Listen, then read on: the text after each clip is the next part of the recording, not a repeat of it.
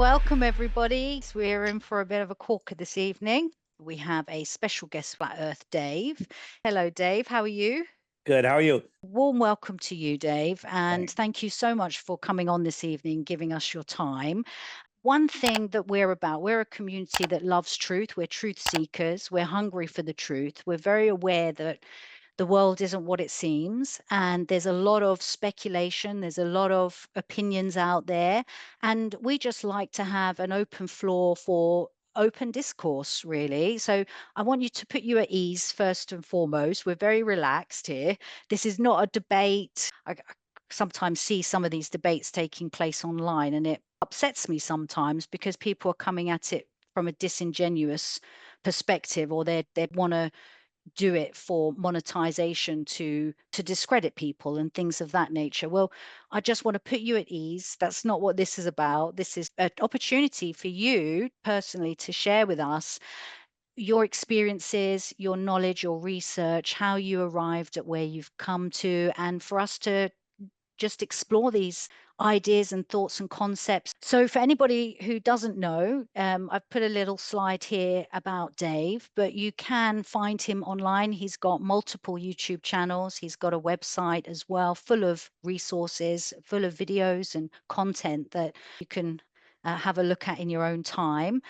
And yeah, so warm welcome, Dave. Do you want to start off by just giving us a brief overview of who you are, how you came to Sure.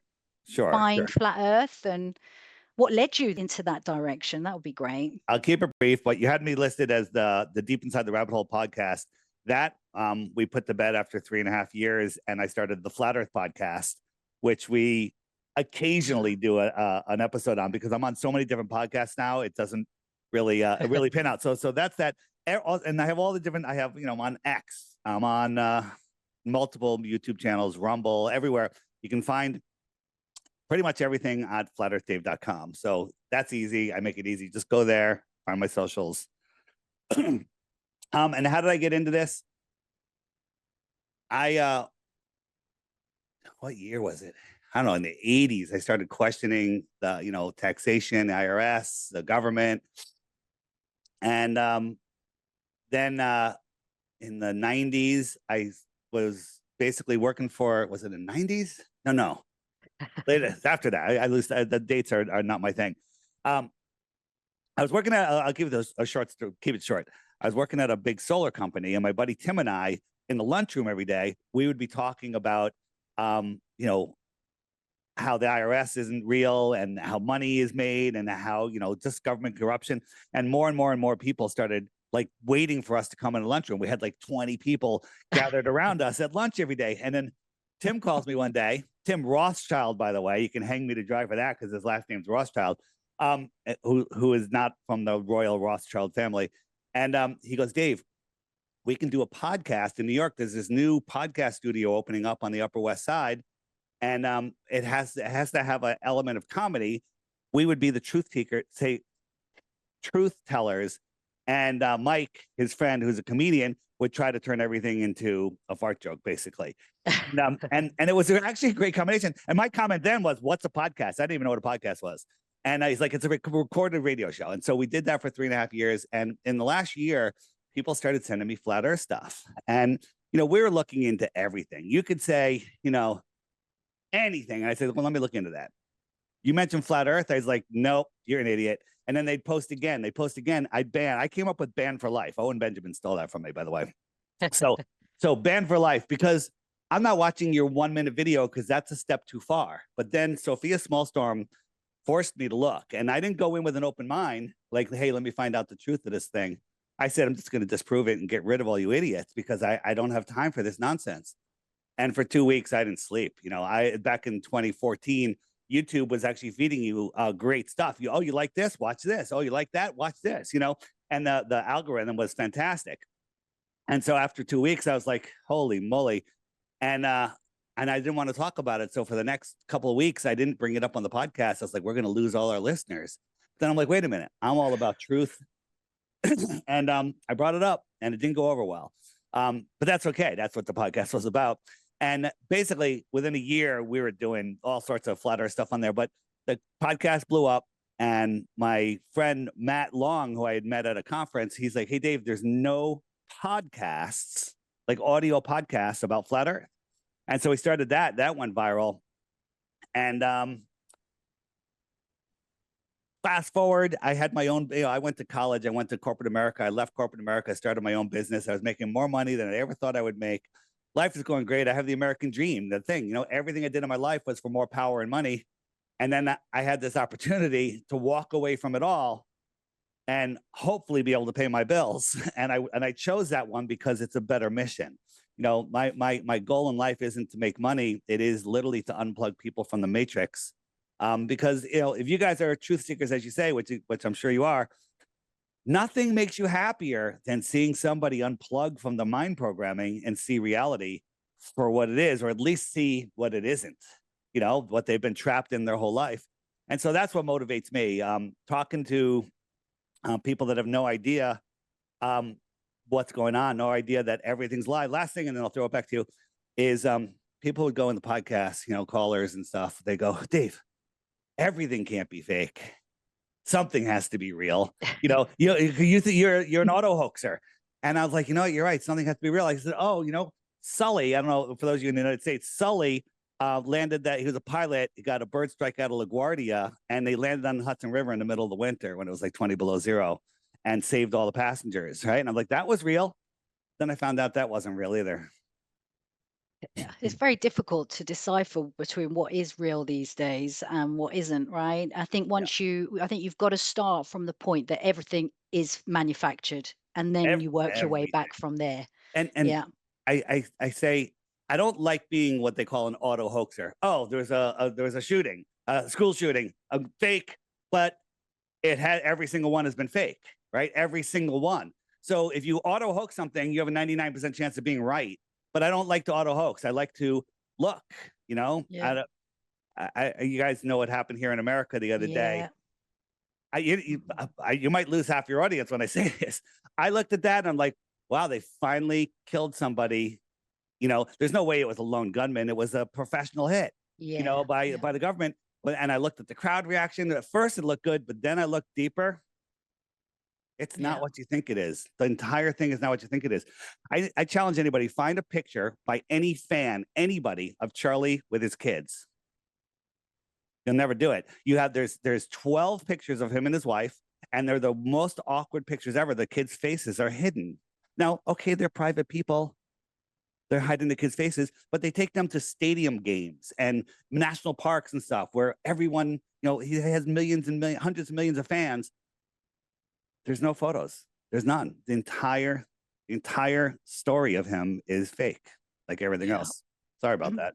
No, it doesn't surprise me at all. These people, these wicked, evil people, have been behind the scenes manipulating it. They've got tons of money funded, and for decades, if not centuries, they've been planning and plotting. So, we're very aware not to be so manipulated and driven by the emotional aspect of it all. Although it's they basically publicly executed someone, in on the world stage for one reason and one reason only, is to traumatize us all and to bring in the greater controls that they want to bring in, right, with the guns and real the or fake, speech. they traumatize the entire world. Real or fake, either way. Okay. But if you look into it, and I tell people, don't ever believe things that I tell you. You need to go verify. If you want to learn about Charlie Kirk, my X account go back to the last 40 tweets and retweets. Spend a half a day, watch the stuff, think critically, and then you'll know that nothing is right as it was presented. My X is Flat Earth Dave X. Just put an X after Flat Earth Dave. Great. Well, look, I must admit, when I first began waking up to all the lies and deception, a lot of people here are similar in the sense that they woke up around a similar time, which was all the COVID. That was the big awakening for a lot of people. And one of the first things that I came across was one of your videos where you were speaking to an old lady in a care home. I think she was about 100 years old, and she was the 102. sweetest thing. 102 Ruth. years old. There you go. Yeah. And I mean, I don't know how long ago that was, but it must have been some time before. 2020. Oh, right. Okay. 2020. And let me tell you a quick story about that. Go on. So I was visiting, this is Ruth right here. So I was visiting my mother, and my mother was in Oh, assisted living place, and my mom was taking a nap. And I said to the nurses, "Are there anyone that's over 100 that has their wits?" They're like, "Ruth, right over there, sitting by herself in the cafeteria." And so I went over and talked to her, and I nothing about flat Earth. I want to talk to her about the World's Fairs. I was looking into the World's Fairs, and she had been to. I found out she had been to one. She's telling me all about it, and she's telling me details and stuff like wild. And I said to her, I said, "Where'd you go to school?" And she's like, "I went to school in Hamden, Connecticut." And I said, "What did they teach you in school about the Earth?" That's all I said. And she goes, "They taught me the Earth was flat." So in 1920s and 30s, they were teaching flat Earth here in America in public schools. wow. How about that? And it brought tears to her eyes because she's a Bible believer, and she's like, "Yeah, I never believed it when they told me, but I had to believe it because they told me." And I pointed out that we are at the center of creation, and she broke down in tears. It was the happiest day of her life. We kept in touch for a couple of years after that. She passed away a couple of years ago. Oh, Yeah, but at she was lovely. 104. But this just goes to show how long they've been gaslighting us for, right? And it's just a scary thought that all these generations that came after Ruth were just gaslit, and to this day, and it's compounded generationally. Your parents then learn that, and then it becomes more ingrained, and then it's harder for people to get out of that psychosis. But I want to just say that, for me, I did a deep dive. I went into all the Masonic side of it, the Admiral Byrd, all the evidence going back, and the NASA moon landings and all of that came into it. And I believe very much in the Bible. I study the Bible. We teach it every Saturday here, every Shabbat here at ETP.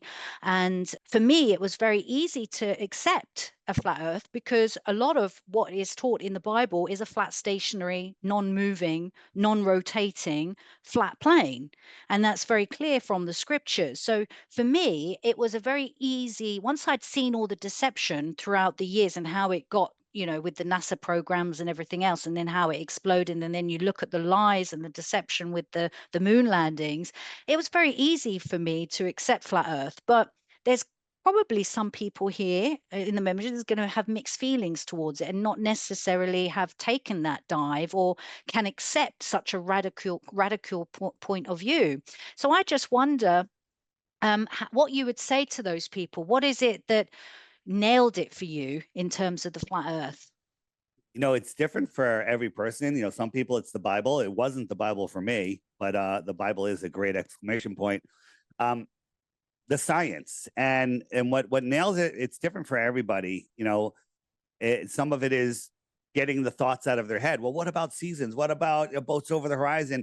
And when you actually give them an explanation that matches a flat earth way better than it matches a globe earth with the actual observations, if they have the ego, if their ego is not too big and they're willing to relook at things, they see it. So I'd love to later at any point during this, for anybody that doesn't think the earth is flat, to have a quick conversation with you. I'd like to know why you don't think the earth is flat, and then I could address it.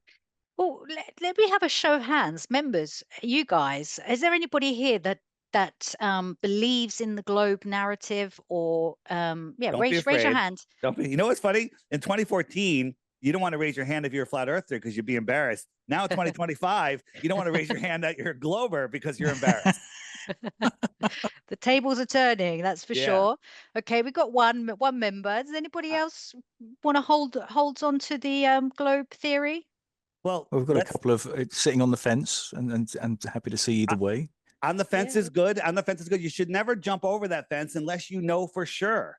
So maybe we can take a question. Like, rather than a question, tell me what's making you stay on the globe, and let me show you something that maybe you've never seen or never thought of. Excellent. Christine or Fiona, do you want to unmute yourselves and share?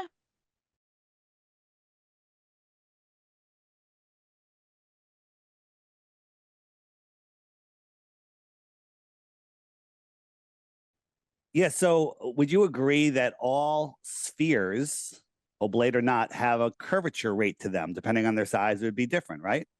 All spheres, here's a sphere. Yeah. It has curvature. Curvature. It has a curve. Like you Yeah. can't see my mouth because it's behind the curvature, right? Right? You got it? So I'm just looking for something. So you said you like math. Remember the No, Pythagorean? I don't like maths. Nobody I likes like math because they don't teach you real math. In school, they teach you Exactly. algebra, calculus. They teach you managerial accounting. They don't teach you vortex mathematics. They don't teach you geometry. sacred geometry. Yeah. But you do remember the Pythagorean theorem. If you have a right angle triangle, a squared plus b squared equals c squared, right? That we were taught that. That's really good, and that's actual science. So if I go here and we say, okay, a squared plus b squared equals c squared, there it is. For those of you that hate math, this is easy. Just hang in there. So if we're on a sphere and I take a parallel line from the bottom of my feet out, the Earth is going to curve away, right? So they tell us what the radius of the Earth is. A line from the center to the surface is 3,983 or just under 4,000 miles, right? And so if we take this line and then we know how far this line is, we can determine how far this line is, and then we could figure out what the drop is. So 3963 is the radius. So we know that this line is 3963. Great. And we're going to make this line 100 miles, not to scale, of course, not to scale.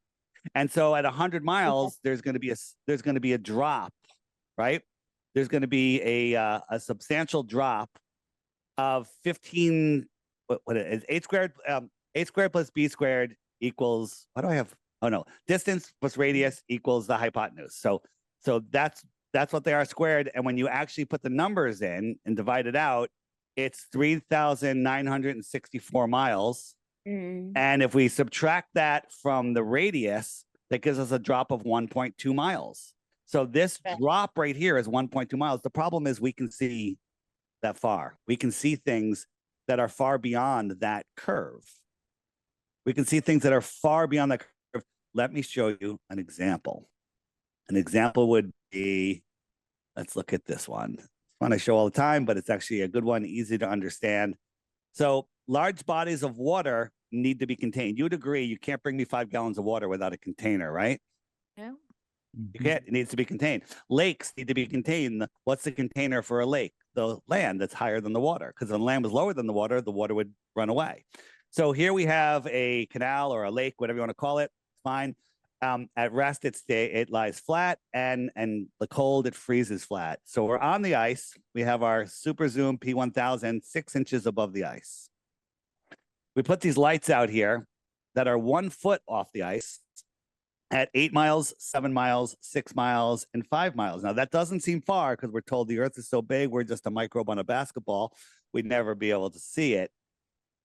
But whenever you show a globe zealot something that should be hidden, they yell, refraction. It's refracting up. It's refracting up. Well, refraction takes a lot of things to work. And somehow we can add more refraction than they ever use. I think it's 50% refraction I added into this. That would make this light a minimum of 30 feet below the Earth, the curve, 22 feet, 15 feet, and 9 feet. But for some reason, they're all there on that line. None of them are refracting up higher. None of them are refracting not far enough to see. They'd be behind the curve. So we have 2 options. One is we're on the ice, the camera's 6 inches off the ice, and we see those 4 lights at those 4 distances. The other one is we're on a sphere at 6 inches, the horizon be less than a mile away. So this tangent of the Earth would be, this camera can't see below this line, but these lights are refracting up this much, and this one's going up farther, and this one's reacting farther, and this one's going up, you know, the full length, and they all magically stop perfectly on that line. Now, which one of those explanations is, to be nice, idiotic? This one is idiotic. Okay. And also, things do refract. Have you ever taken a telescope or a super zoom camera on a beach and you're looking at somebody a mile down the beach? They turn into ghosts. They get compressed. Sometimes you can't see them. Sometimes they're giants. All these things happen, but you have line of sight to them. But if you put a 10-foot brick wall halfway down the beach, they're never going to refract up over that wall. Never, no matter what. So you have to have line of sight for something to refract, but it doesn't. We see too far. So let me show you this. This is a camera of 8 feet. So the horizon should be like 3.4 miles away. Now this platform C is 6 miles away. And this one here, I think it's 10 miles, 10.1 miles.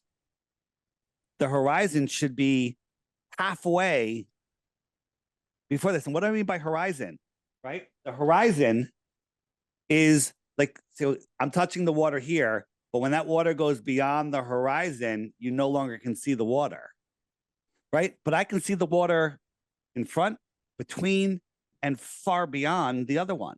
So that means one of two things. We got magical refraction adjusting perfectly to make everything appear to be flat, or the Earth is flat, or option C, the Earth is at least 1,000 times bigger than they tell us.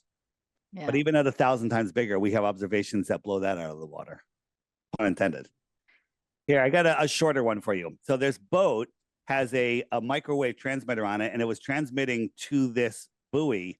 It's called the LoRa transmission. And these microwaves have to be line of sight. So they went over 800 miles. 800 miles. At 10 miles, there's too much curvature for this to happen. But they was able to do it at 800 miles. Yeah. There would be so much Earth, not to scale, so much Earth curve in between. There'd be miles and miles of curvature, but it's able to do it. 426,000 foot drop. Remember, 5,000 feet, 6,000 feet is a mile. So I think it's 80 miles of curvature. 80 miles. You can't even fathom what that is. And but we have all of these things that work on a flat Earth, but the globe comes up with, oh, this and that. They just make up stuff, right? If you were never taught anything about the Earth, nobody was ever taught anything about the Earth, would you ever would you ever say, sitting down at the beach on a beautiful day, and, would you ever say, I think that we're vortexing through the galaxy, spinning, whirling, and twirling at uncomprehensible speeds, right? We're spinning at 1,000 miles an hour. We're orbiting at 66,000 miles an hour. That's why. And then we're chasing the sun at 500,000 miles an hour. Yeah, and that's nonsense. It's so silly. It's so silly. It's so dumb. Yeah. But people just believe it. Yeah. Not only would you feel it, I mean, there's so many problems. Like, how would you breathe? Air fills the available space. Well, we're surrounded by no pressure. All the air would go, poof, it would be gone. Yeah. And the constellations would be different every night, every Every day. night. You wouldn't Every have night. anything of consistency, would you? No, nothing. Yeah, no, it doesn't make sense at all. And it's funny how the number 66 comes up quite a lot as well. So let me show you this. This is a gas pressure simulator, right? This is just a simulation, right? We got some gas pressure in here. We got little fast moving ones and slow moving, smaller particles. We open up the top, and there's no pressure difference, but the gas is not, gravity doesn't hold gas down. If I made the outside low pressure, it would have just disappeared in a second. But this is what gas does. So here's a real world example, So we have this gas in here, and then this has been evacuated. So this is the vacuum. And when we turn the valve, instantly, defying gravity, it just has to equalize. So the question to ask is, if I made this top vacuum, 10 times as big, it's still a vacuum, but the volume is 10 times as big, same thing would happen, maybe even more violently, right? It would equalize instantly, because the amount of gas in here would have to equally spread out, so it would just instantly. So I made this an infinite sized vacuum, same thing. Gas would be gone in a second. Then we watch things like Cosmos with Carl Sagan, and they say, oh, the Voyager took a picture of us from outside Pluto or whatever, and this is the pale blue dot. So here we are. This is an infinite vacuum that you can't even comprehend. The air on the Earth would go, it'd be gone. We're gone. We'd be dead. So that is proof of creation. You can't have a Big Bang that creates a dome, creates an enclosure. You can't have a Big Bang that creates anything, they say. But I'll tell you, when I discovered flat Earth, I wasn't a believer in God or anything. I believed in evolution. I believed in space and everything. But when I looked at the evidence and said, oh my God, the earth is intelligently designed, I had no choice but to understand and know that there's a creator. There's a lot of people that believe in God, but they don't know it because they're lost in the heliocentric world. The helio-satanic model is incredible. It's all filled with 666s. It's insane. Yeah. No, that was one of my questions actually. Has learning about flat Earth brought you to the knowledge of God? And to me, that is the most precious thing, because well, it makes sense. Why would you move everybody away from a flat Earth and knowing and being the primary creation, the thing that God creates and puts us within His creation as the most precious thing within His creation? You take all of that away with the heliocentric model. There is no God. You're just pieces of space dust bumping into each other. Everything's random. There's no there's no intelligent design to it, and it doesn't make sense. None of that makes sense, but it does from an evil perspective for people that want to make you an atheist and believe that you're a cupboard or a cat or whatever it is next week. So there are no atheist flat earthers. No, good. Debbie, you've got your hand up. Do you have something to do with the globe Earth that's a barrier for you?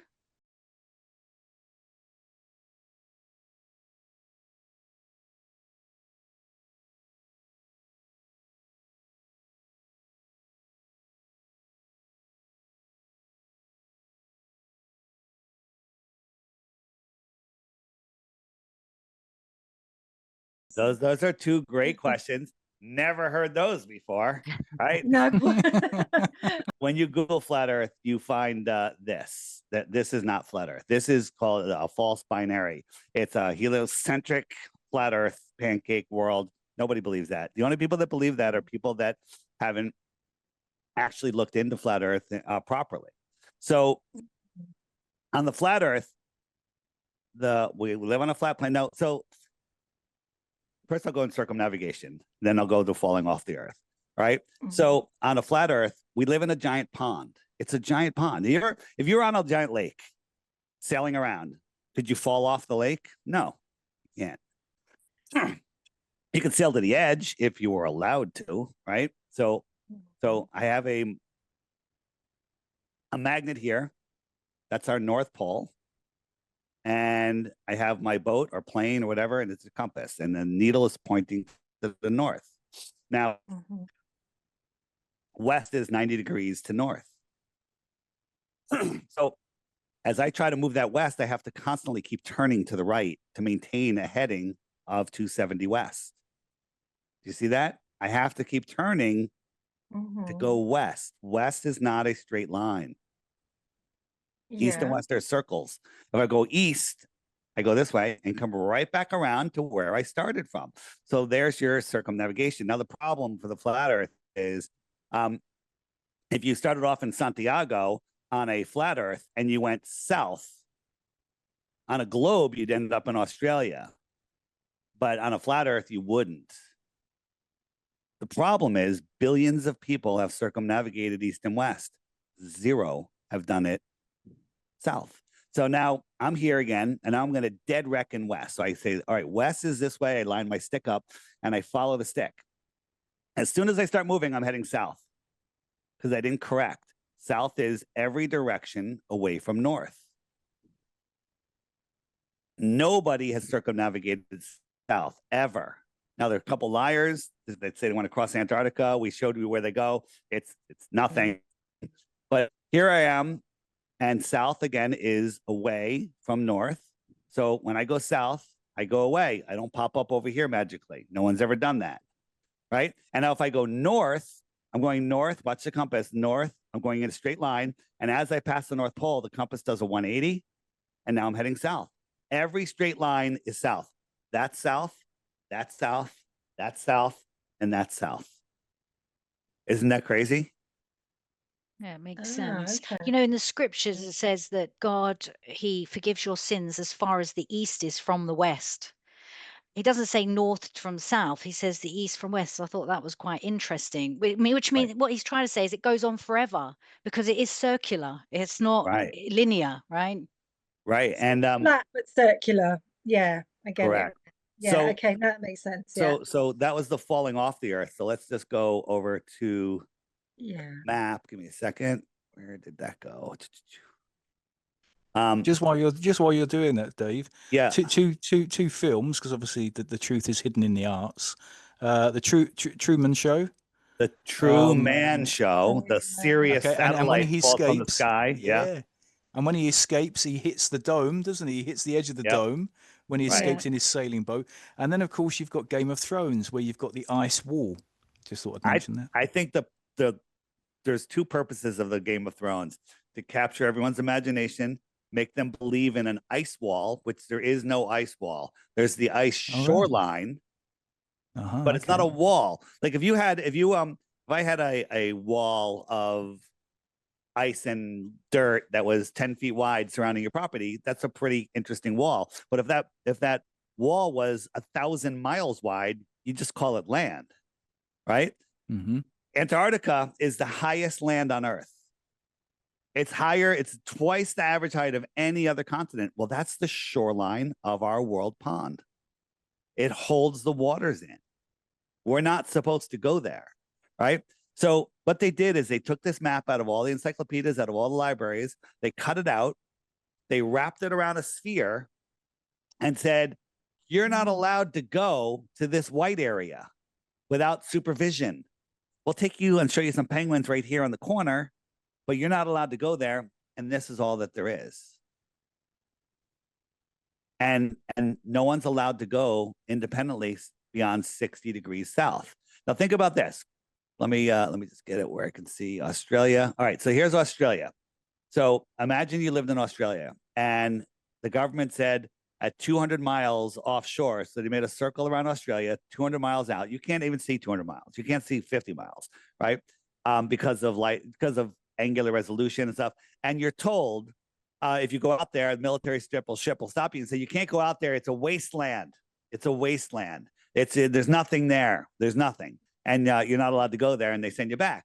So they take that circle, they wrap it around a ball, so all of that 200-mile circle gets compressed into a little continent. They say it's a continent at the bottom of the ball, but in reality, it's just a circle around you. So all the people in Australia wouldn't know about all of these other countries.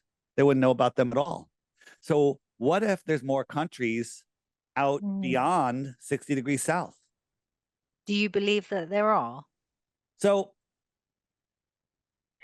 I don't know that there are, but I some do. Evidence for but it, there's a lot of evidence. So on my app, so let me just go to maps. So this was a map that was found in a Buddhist temple, 10 centuries old. It was published in 1907 in a Hawaiian magazine, showing like 30 some odd continents out here. Now imagine this: I took this map and I wrapped it around a ball, so all these continents get shoved into just a little area on the bottom. And they go, this is where you live. You're not allowed to go out beyond this line. You could think you live on a ball and that's all that there is. Well, look, there's 30 other continents. Who's out there? Maybe the Incas and the Mayans and the other advanced civilizations. Maybe the Anunnaki are still out there. Maybe the fallen angels are out there. I couldn't tell you what's out there, but let me show you guys. Let me show you something. This is going to be interesting. So this is just another map. Think about this. If there's extra land, extra territory, extra terra, extraterrestrial in the outer space. So literally somebody could come in here, abduct you, probably, anally probe you. Isn't that what they do? And then make it back home in time for the dinner with the kids. Okay. It's not traveling from intergalactic space and crashing in Roswell. They're right out here. So, but you guys are gonna like this. Have you seen my stuff on Kiribati? No. So this is mind blowing. This is gonna take a couple minutes, but this is worth it. This is worth the whole podcast right here. Let me just pull it up. So here we go. So you can go online and whoops, I gotta get rid of that. Second.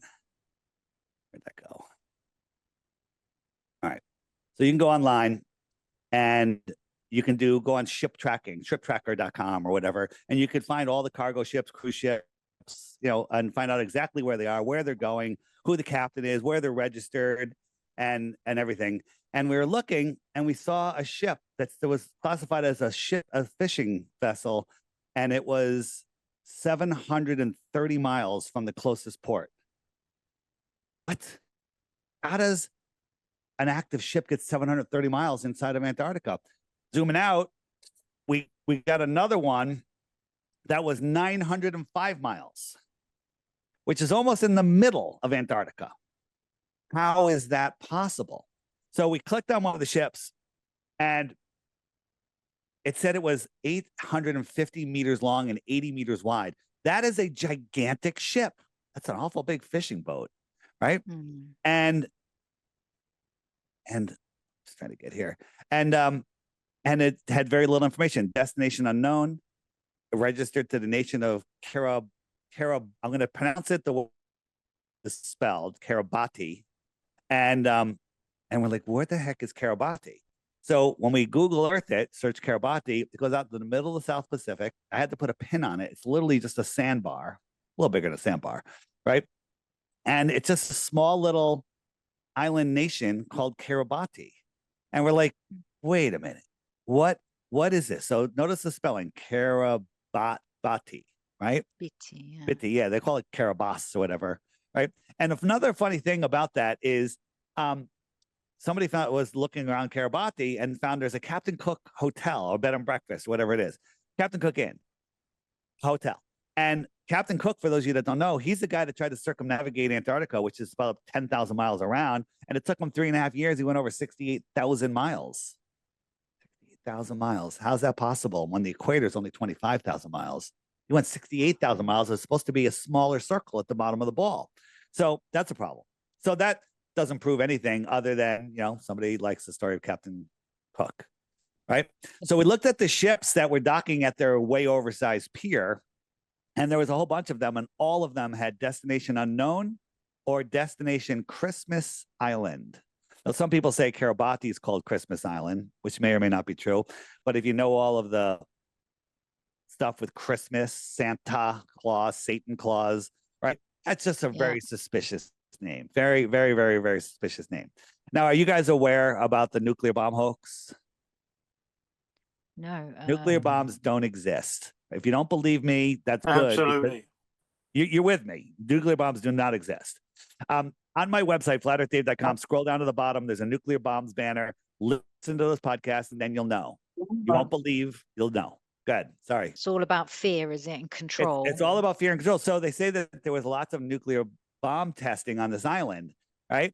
And one of the stories that one of the people in the military gave, he said, "Oh yeah, it was there." This old guy told the story. He goes, "I put my hands over my face when it went off, and I could see the bones through my fingers." Okay, he's watching too much Bugs Bunny. That doesn't happen, right? He said he saw his hand through his fingers, right? It's crazy, right? And then they show this picture. Now look, let's zoom in. If there's a nuclear bomb going off here, first, that's an awfully clean nuclear bomb. Look at these people. No one's hitting the deck. They're walking in all different directions. It looks like they're like, oh, it's lunchtime. This isn't a nuclear bomb. This is just fear. And then this is a recent article, or fairly recent, and it's the same picture they use in every nuclear bomb story everywhere. It's been used a million times. Google, search that picture, and it's crazy. So that's weird. They don't want people going there. Whenever you see nuclear bombs, testing, stay out. That's interesting. So time zones. Time zones are the lines from north to south on a globe. And there's 24 of them, right? We know 24 time zones. So the sun spins around in 24 hours. So wherever the sun is, it's noon. 24 sections of an orange, if you will. Those are all your time zones going around a sphere. However, there's a weird time zone. There's one at the international date line that's shaped like this. And it goes across 3.5 time zones. Did you know also that there's 18 time zones in the north, 24 between the tropics, and 32 in the south? Which doesn't make sense on a ball, but it makes a lot of sense on a flat Earth. But this time zone Why would it go around like this? Like, oh, it's international politics, whatever. Well, it's weird. And this spot right here, I would call that the weirdest spot of all. Huh. That's where Kiribati is, right? Don't know what that means. And America and Russia gave them $10 billion in the recent years. Vietnam gave them another huge amount. And they say that Kiribati is a very important trade route, right? And so if you look at the flat Earth, this map that was found in a Buddhist temple, and you look where Kiribati is, maybe it is an important trade route. They're going out here. Take this, wrap it around a ball. All of this becomes Antarctica. And now you got a ship in the middle of Antarctica. So what are they trading out there? Are they trading tuna fish, weapons, technology, children? I don't know. Christmas Island, children? Well, I don't know. It doesn't make sense that every single country in the world could come together and make a treaty around Antarctica and keep to it over so many decades. Longest but yet standing can't treaty ever. Yeah, but they can't. But every year or every month, there's a new war kicking off with a country. It doesn't make sense. We get along in Antarctica. We get along on the space station. We're having wars all over the place. They agree on two things. Well, a couple of things. One thing, multiple points, is nobody can independently explore Antarctica. Nobody can independently explore the North Pole. Everyone gets along on a space station, a make-believe place.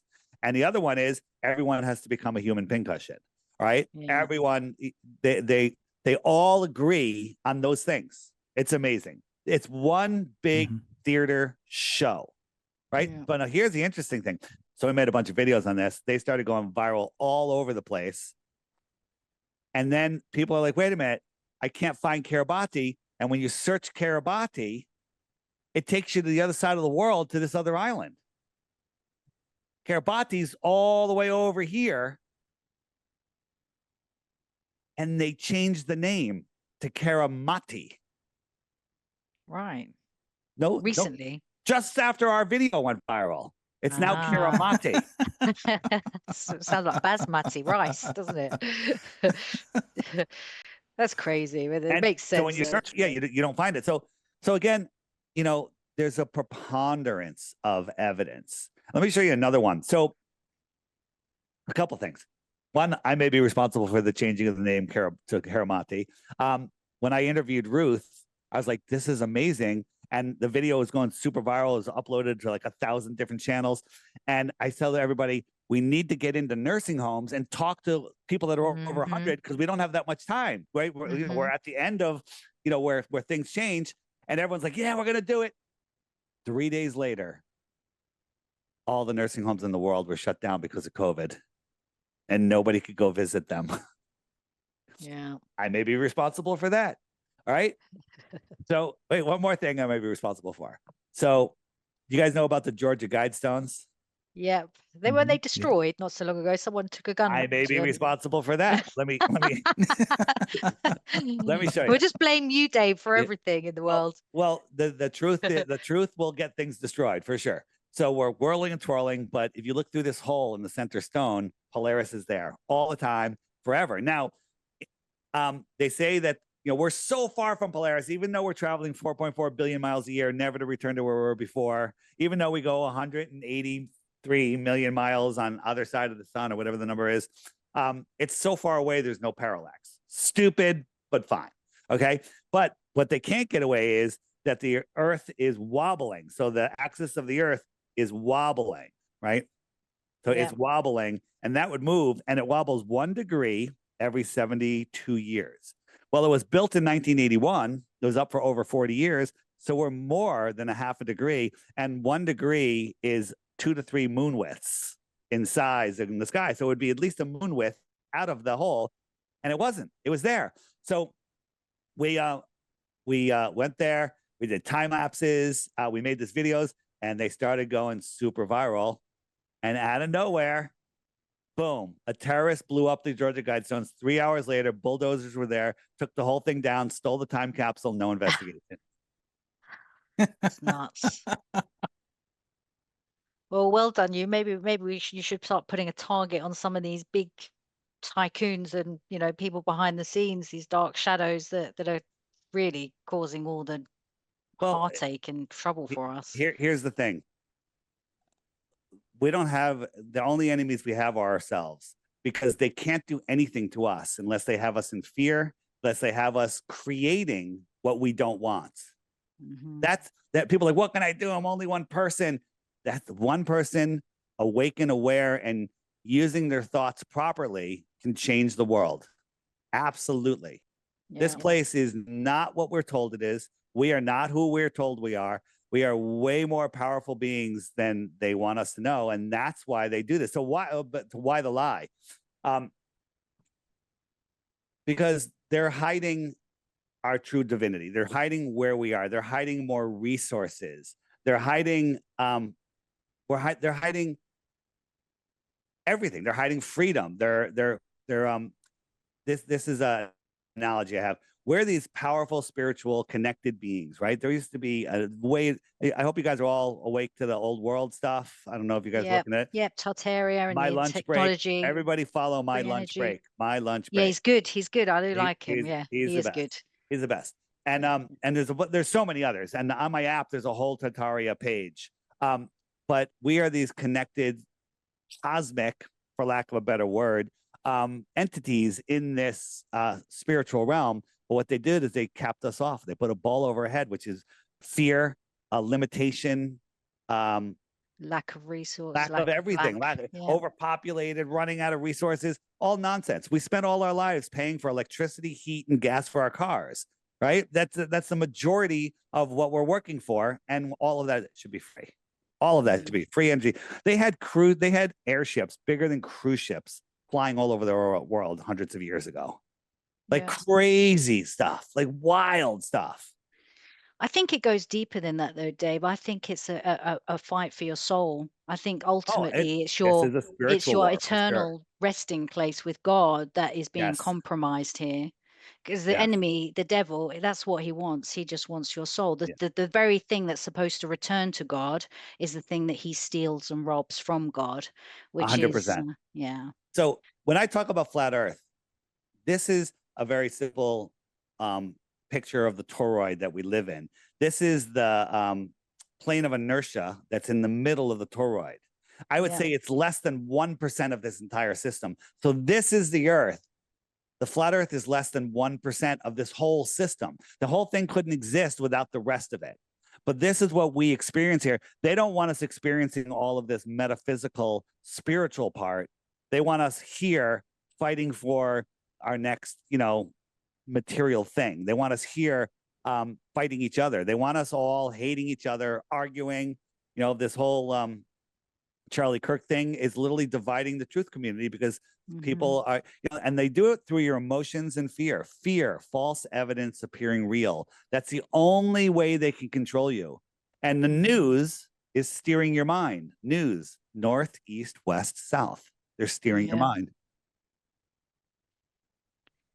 Right. Okay. Well, look, we've got some people with their hands up. Let's go to some quick fire questions and let's see how many we get through. Hey, one at a time. Andrea, do you want to unmute yourself?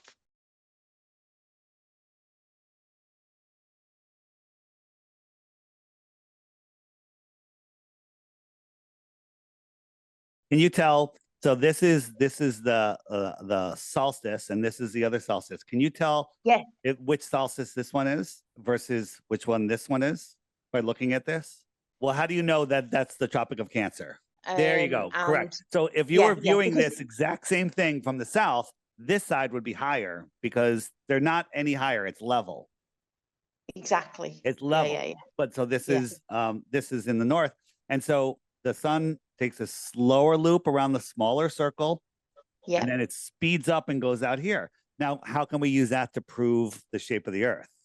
And it's actually very easy because in the north, you guys are in the, where are you guys located? Mostly in the UK, but then we've got some members in the America. Okay, so in the north, so in June and July, when the sun sets, it's light for an hour. It's light for like an hour and a half, hour and 45 minutes, right? So from sunset to pitch black is like an hour and 45 minutes for me in June. But in December, sunset, forget what time it's at, sunset to total darkness is like 15 minutes. Mm-hmm. Why is that? Because the sun is out here and it's going faster. Now on a ball, as we lose twilight, the south should be gaining twilight and vice versa. So in their summer, they should have longer twilight than they do in their winter. But the truth is, everywhere in the world, even they have different amounts of twilight depending on your topography. From June through December, everyone in the world has a shorter and shorter and shorter twilight. And from December to June, everyone's twilight grows. That absolutely matches the flat Earth model and completely negates the globe model. Excellent. Good stuff. Andrea, do you have any more?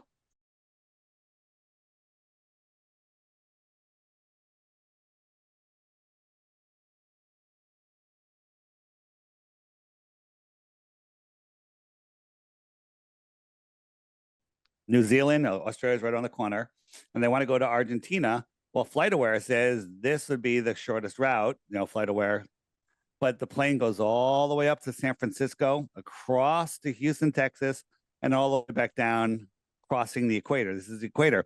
Now, think about it. On a ball, if you're flying from any northern airport to any other northern airport, you would never go below the equator to get there, no matter which way you want. You just want to go the fastest way around the ball.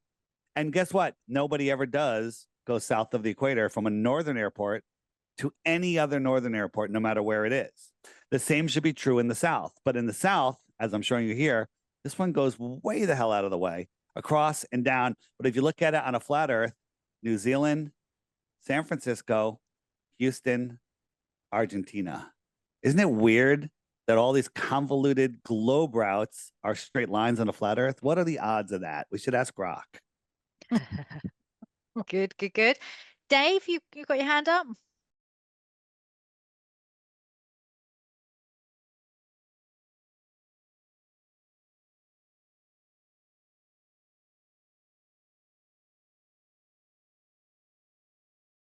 It can happen on a flat Earth model. There's several ways that it can, but all of the stuff that happened down there was super fishy. There was, I don't want to get into it because we talking for an hour just to crack the surface of it, but there's some great videos on it in the 24-hour sun section on my app. But I'll give you the short. The short is they never filmed the sun for 24 hours and never live streamed the sun for 24 hours. The person that created it for me to take me down and my app down because it was waking up too many people. But I saw through the false dichotomy that they were offering. And I said, I'm not going, right? They tried everything they could to coerce me to go, all the influences of my life. And so then we ended up sending 2 other flat earthers, or 3, who are still flat earthers, except one of them completely flipped. He now believes in the moon landing. He now believes Katy Perry went to space. He now believes that the becoming a human pincushion for the boogeyman is the correct thing to do. He literally became a glober. So now everyone says he's a shill. Everyone says he got paid off. I go another route. I think it's a spiritual thing. I think he literally lost his control of his soul. I think that it's way more spiritual. What happened to him, because it makes absolutely no sense. But here's the thing. Let's talk about that for a second. I was saying, listen, this is going to be a scam. They're like, they can't fake the sun and everything. And because, I don't know if you've seen the thing with the sun simulator, that's called a red herring. It was released a couple of years ago. Like, they got a sun simulator, right? It's so stupid, right? It's not what they did down there.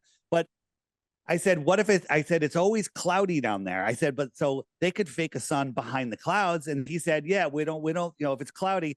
And the guy, Will Duffy, who's a total fake pastor, scammer, in trouble with millions and millions of dollars of fines, probably could be going to jail. Maybe he's doing this as a plea bargain, as a way not to go to jail. But he said, even if it's hazy, I'll consider it a win for flat Earth.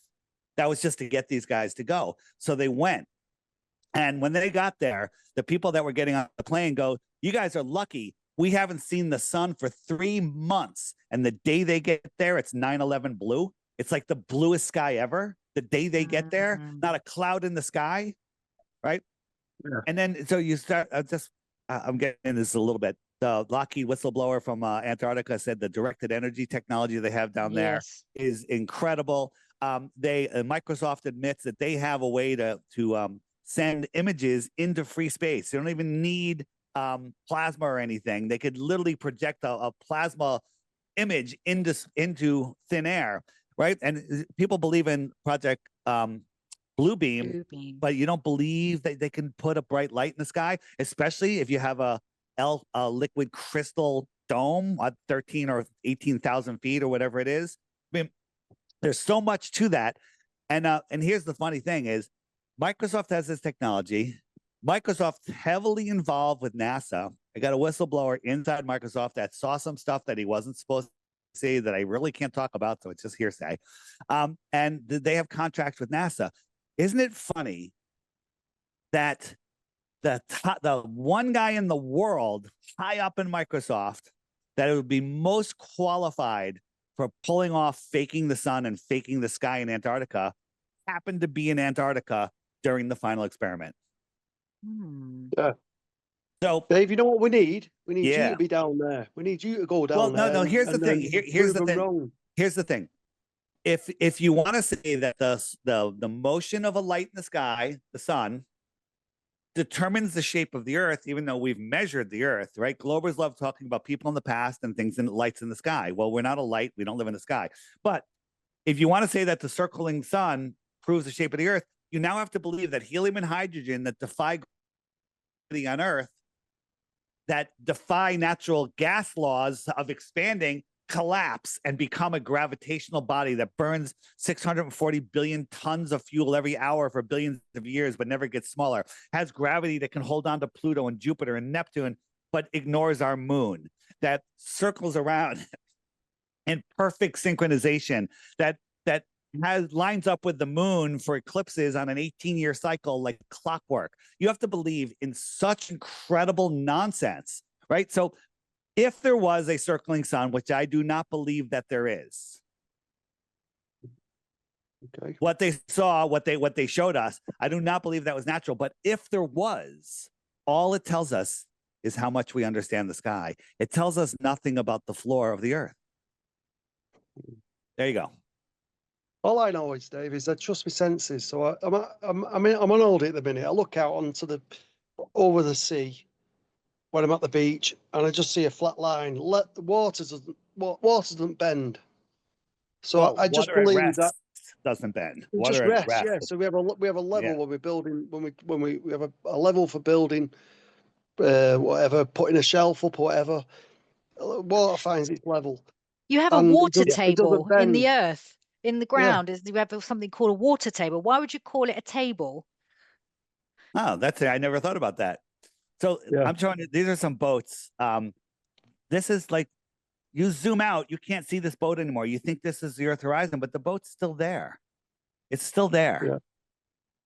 Right. And it just goes until its light can't push through the soup of the atmosphere. If I zoomed out, all that's gone. This looks like the Earth horizon. I think I am zooming out. Yeah. So, Yeah.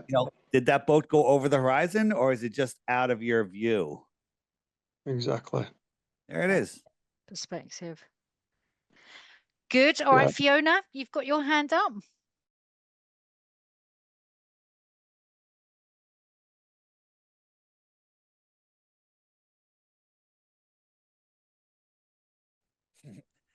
You know what? I don't believe in that. It's the only time stuff like that happens is when you're in fear of it. I have no fear. I know that God's got my back. I know that I'm doing the best that I can. I know that nobody can hurt me or harm me. I know that that I have a journey and I'm doing it and I don't regret it in my life. I've never worked harder in my life. I had my own business with two partners, but now I'm working even harder, more. I work 18 hours a day, and then while I'm sleeping, I'm thinking of stuff. I'm writing stuff down. I'm trying to, but this is what I would do in my spare time. So I like waking people up. I can't imagine a world where I'm not doing the right thing. And, I don't have any fear. Hey, if they show up, I hope they bring me a nice chai latte and we have a good conversation. But I don't believe that they can break our free will. They can just get up. We are our own worst enemy. The biggest problem in your life is yourself. And so when you clear up your thoughts, connect with the creator, I think we're unstoppable.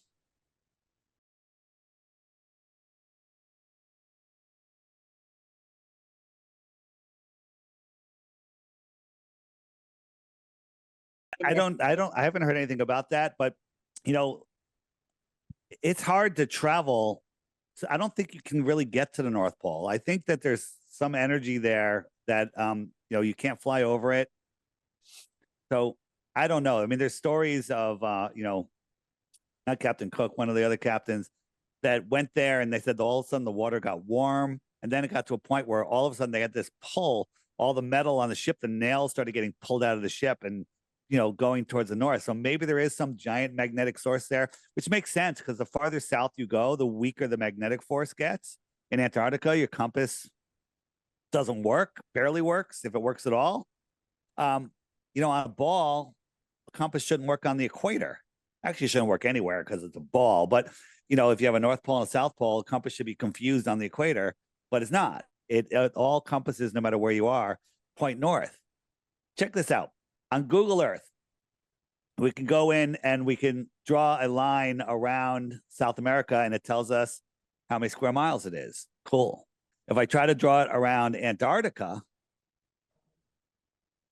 it does this this weird loop. Look at that. So think of remember, undo Antarctica, then now it makes sense. That's like, it's trying to do that. So that's weird that it does it there. And then if we go to the north, I'll go around the North Pole. You've been looking at that black rock as well. Yeah, well, black rock would be right in here. And it does the same thing here. But I can go anywhere else. Like I'll go here. I'll just go around Greenland. No problem. But the North Pole and the South Pole, the two places that don't make sense on a globe, are unmeasurable on a globe. Isn't that weird? Yeah, too many coincidences for my liking. And by the way, the why the lie, on my app, and listen, I'm not here to sell apps, but the app is $3 and it bypasses Google censorship, and it'll teach you what you need to know. Every day there's a featured video. I just say, watch that while you're having your coffee, and you're going to have great thoughts during the day. You're going to think about stuff, and it's literally going to inspire you. But on the FAQ page, there's all these sections, and my favorite one is why the lie. Great videos there. Great videos there. Amazing. And then, as I told you before, the Tataria page, the old world page, which is the Griffin, really, really good stuff in here. That'll keep you busy for a long time. And for those of you that haven't seen the lost history of flat Earth, it's a 5-hour video, right? 5-hour video. Who's got time for that, right? When that first came out years ago, people sent it to me, and I'm like, I'm not watching a 5-hour video. And a couple of people more sent it to me. A week or so later, I was cleaning up my office at 11 o'clock at night. It's, let me just put this on, see what this is about. And 5 minutes later, I'm not cleaning up my office. And the next thing I know, it's 4 a.m. And I'm like, what the hell just happened? Right. And I went to work and I came home and I watched it again. A 5-hour video twice in one day. Next question. I see a lot of hands. Good. Excellent. John?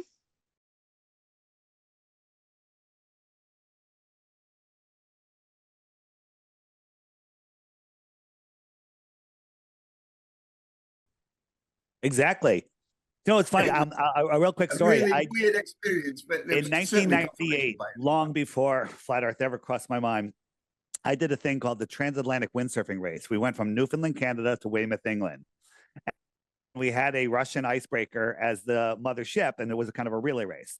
Long story short, there was a crew of Swedish women that were, you know, serving food and, you know, doing all the stuff you do, because it's kind of like a hotel on a ship where we sleep. And this ship that we had does tours of Antarctica. I didn't know anything about Antarctica back then, and I was talking to them about it. And they said, oh yeah, we go here, we do this, and you know, this is what we do, because we're saying, what do you guys do when you're not doing this charter? And I said, did you ever go around Antarctica? I just asked a random question. And they all looked at each other and laughed. And they're like, no, no, no, no, no. And then they all just scooted away. Are they all on like some secret, like, where they can't say anything? There's people that their livelihoods matter. Like what scientists are flat earthers? Well, none that you're ever going to hear about because they lose their funding. But that's all changing. That's all changing. There's more pilots. Incredible. Like go ask the next time you're getting off an airplane. Ask the pilot, is it flat or round? You've got a 50% or better chance that he's going to say it's flat if he has any balls. Next question. Good, Mo.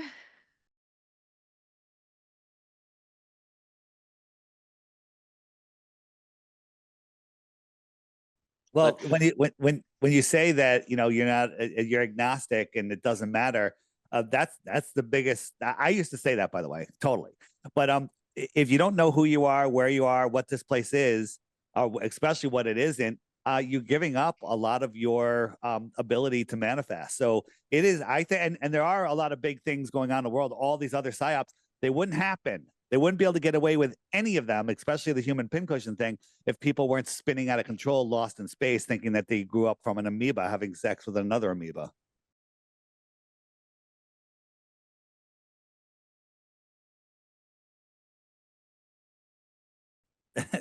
Well, the thing that we call gravity doesn't exist because gravity is just a theory, but there is a downward force. Your body is more dense than the air around. Therefore, you are being pulled down. We can prove that gravity. Well, gravity has never been proven. Let me just show you a quick example. It's a theory. It's always been a theory. It is totally a theory. But if we look at this, so everything in this world is electrostatic. The sun and the moon are the anode and the cathode. The salt water carries the current. The land is the salt bridge. That makes a battery, right?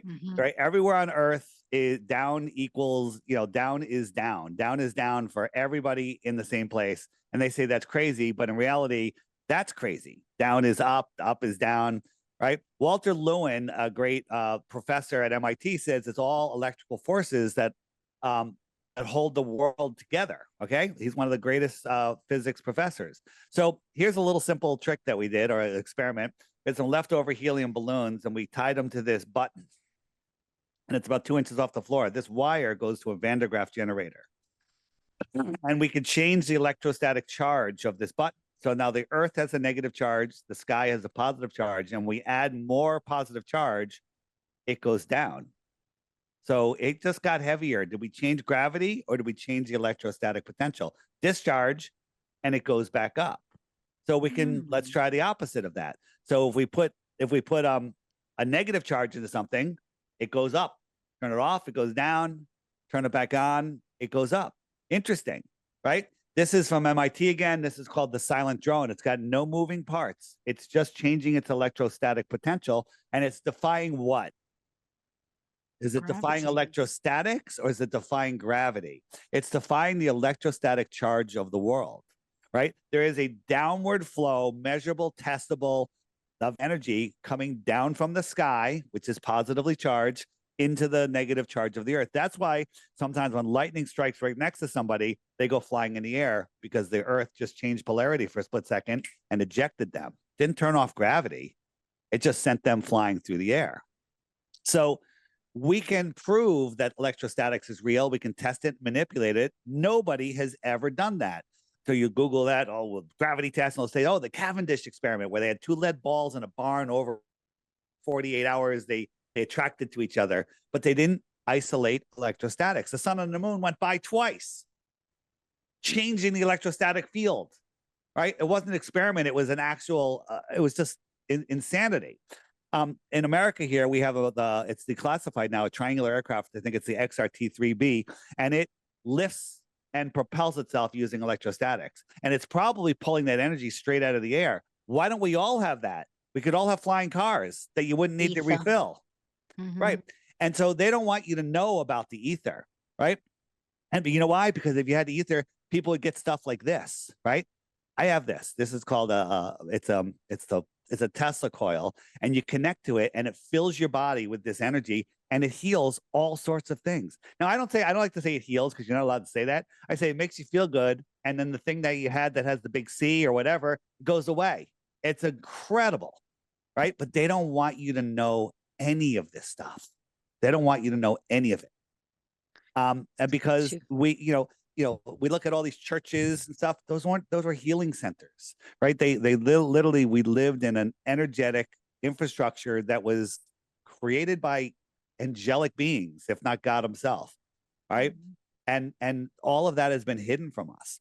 If you're not watching My Lunch Break, go watch My Lunch Break. Everybody on YouTube, My Lunch Break. So you got John Levi there as well. He's pretty good as well. He's totally different. Love them both, right? So I watch them every week. They put out 1 or 2 videos a week. John puts out 1, I think. Fantastic.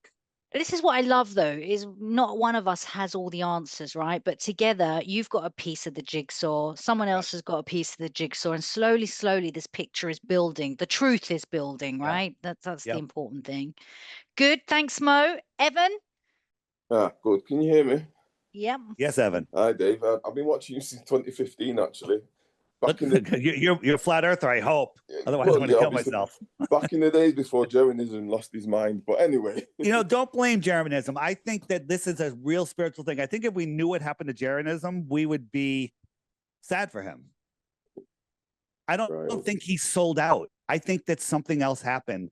I don't even know if that's him anymore that we see. He doesn't look at the camera. He's got his hat like this. His face looks like it has a filter on it. It's really weird. So I don't know. It's super dark. So everyone's like, oh, he got paid off. He was an agent from the beginning. He woke up too many people to be an agent from the beginning. Yeah. Briefly, could you explain the jet streams and how the difference on a ball Earth and on a flat Earth, how ridiculous they are, if you could? They're so ridiculous. On the app, if you go down to the bottom left-hand corner there, I completely forget where I have that. Oh, here we go. Southern flights. I think it's in there. So we're all showing the wave. It goes up America and then it goes down. It's the jet stream. It does this crazy thing. But when you convert it to a flat Earth map, it's a perfect circle. They make beautiful, perfect circles around the world. Four winds. Oh, yeah. Well, this is one image. So these they all make perfect circles. But when you put that around a globe, you gotta make this crazy sine wave, and it's insane. So this explains how planes can take these outer routes. You go up higher. There's kink winds here are like 300 miles an hour. So you put that tailwind into that, and you can make up these distances with these faster planes. These are just perfect circles. And if you look at, I don't have the map right now, but if you look at all of the eclipses that happen, they're all like curve here, curve here, curve there. You put that on a flat Earth map, they make circles. They all make circles. Yeah, it's Occam's razor as well. You want to, the most simplest is usually the answer, right? Right. And when we watch a solar eclipse, right? So you got the moon comes in front of the sun, right? But at solar and lunar eclipse, you'll see whether it's the moon or not, you'll see the eclipse happen. And then instead of keep going straight, it comes in, and then it takes a right-hand turn and goes out a different way. It literally comes in and then turns out. And don't forget is it called a selenilium? Selenilium, right. When you've got the moon and the sun both in the sky at the same time, well, that's an eclipse. We do these TikTok lives on Angels of Light. Check them out. It's early in the morning here. It'd be midday for you. And we have globers come up, and we don't care about their flat Earth this, flat Earth that. We just say, present your globe proof. And they all go, well, what about the eclipse on the moon, right? You can't cast a shadow 250,000 miles and have it be a crisp shadow.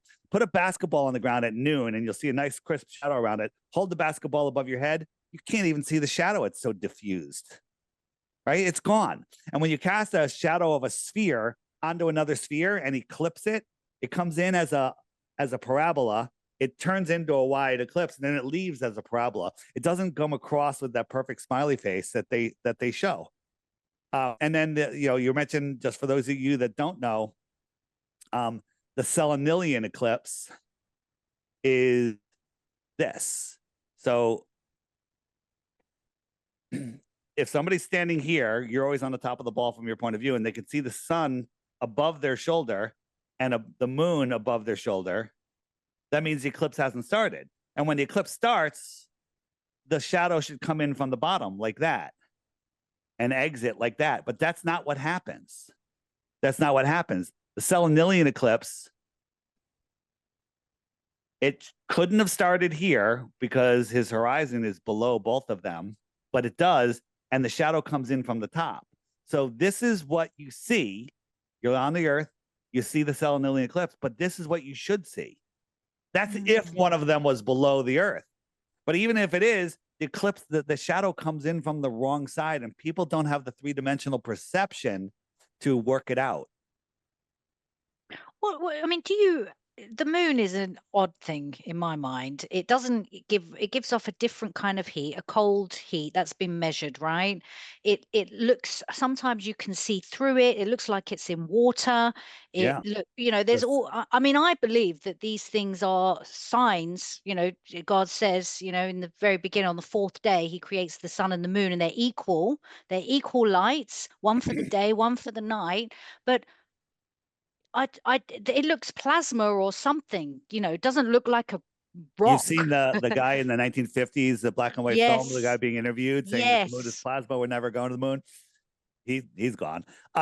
So this is an eclipse. This is a real eclipse that I filmed. It's a solar eclipse. It's a little hazy sky, so I got a good, nice, crisp picture of it because it's not blowing out the camera lens. But do you see the moon? Everyone thinks they see the moon, but what they see is missing sun. Missing sun. Do you know what I'm saying? Let me show you what I mean. So, wait a second. Eclipse. Where is it? Where to go? Missing sun. Hold on. Where did it go? I just lost it. Invisible eclipse. All right, here we go. So, do you see the moon? No, you see missing sun. You see missing sun. You assume a moon. Right. But you don't see a moon. You see No. missing sun. So is the moon going in front? Now, on the Earth here, there would be like a full Earth reflecting light back to the sun. Earth shine, just like we have moonshine. We should be able to see the moon. Some camera, even without an infrared lens, should be able to see it. But we just see missing sun. So what is it? My theory is that whatever it is, whether it's the moon or something else, is behind the sun. Let me show you. So here it is. All right, so I filmed this, and this is my paper towel sky. So I believe that the sun is within the firmament. We're under the firmament, and it is being projected, and we're seeing the projection of the sun. You ever watch a movie in a park, with a like a sheet, watching the movie rear projected, and if you look through the sheet, you can see the projector. Yeah. You ever look? You can see through the screen. You can see the bright light that's being projecting on the screen. So let's watch this for a second. So we filmed an eclipse one day, and we saw this weird thing. We saw this little eclipse right here. Now, this is all blown out because it's so bright. The eclipse is like 85, 90%. And we see this. Now, this is a lens flare. It's just moving around. But this one's locked into position to the sun. So it's not a lens flare, because this is a lens flare. This is locked. So what is this? And I say this is the source of the sun that we see. And the only time you can see the source of the sun is when we have these crazy smoky skies from the Canadian fires, allegedly, or during an eclipse when the light is way diminished, and then we can see through the sky. So I did a little experiment. I did my paper towel rear projection sky. I've got a light projecting onto here, and I'm just eclipsing it with this bottle cap. So we don't see the bottle cap, moon. We don't see what's eclipsing the sun. We don't see it eclipsing it or exiting or approaching. We just see the eclipse. Then I said, wait a minute, what if the sky is a little more transparent than that? So I got tissue paper. And here is the light. I'm eclipsing it. This is It the gave light the I'm same seeing effect. through the paper. And it looks exactly like what we see. This is seeing through the sky to the projector. This is the source of this light. Amazing. Good. All right, Richard.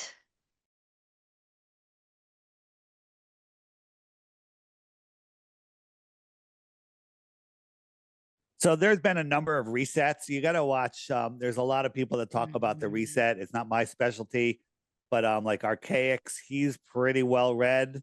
There's Phoenix. He talks about Yeah, every the Phoenix event. 120, 44 years or something. Yeah. Right. So supposedly we have until May 15th, 2040. So get your affairs in order. But I don't believe in dates, and I'm not saying he's right or wrong. I couldn't tell you, but he's more well read than I'll ever be. So take it with a grain of salt. So there's stories that the fallen angels came down to earth and taught man how to do all of these things, build this infrastructure. There was, you look at all the old world buildings, they got carvings on them that we couldn't do today with lasers, and they supposedly did it by hand. They're all angels on there and stuff. I don't know. I mean, this could be angelic, buildings. I don't know. And I don't believe anything we're told about anything more than 100 years old, years ago. I mean, in America here, we're told that Lewis and Clark crossed the Mississippi to find a trade route to the West Coast, but all the cities were already built. The bridges were already there, right? It's all made up. Watch my lunch break, everybody. Yeah, no, he is good. Watch. Good. Anything else, Richard?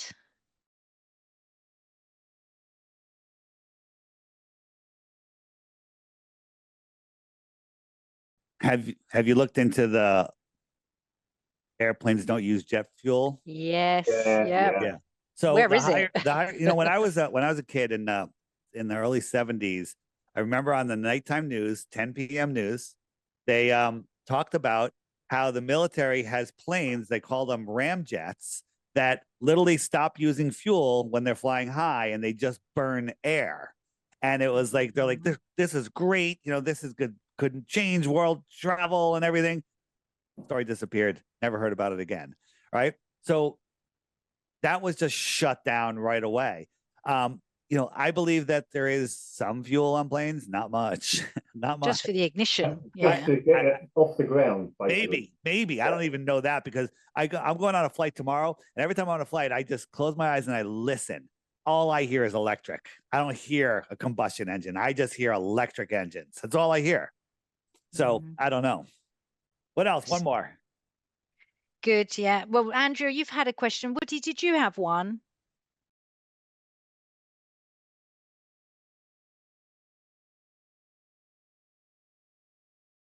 I wanted to, someone said